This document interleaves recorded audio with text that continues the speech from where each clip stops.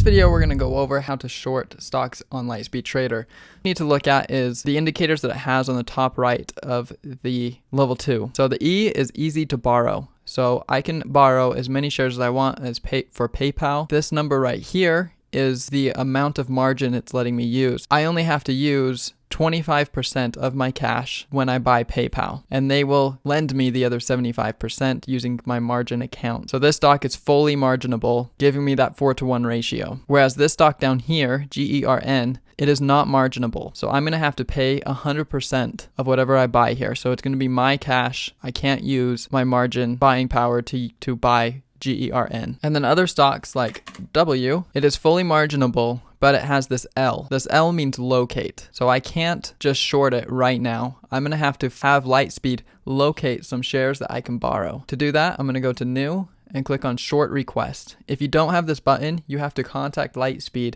answer a few questions, and they'll get you that button. And Short Request will pull up this window right here. And right now I have it linked to this level 2. And if I hit locate, it searches for the shares and has told me that I can get 500 of them for 0.008 cents per share. As soon as I hit accept, it's going to charge me that $4. So I'd have to pay the $4 and then I am able to short 500 shares of Wayfair.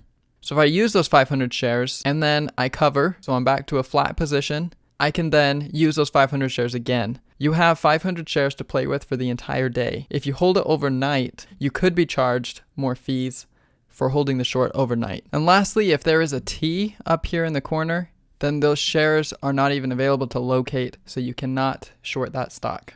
Let us know if you have any questions. Thanks.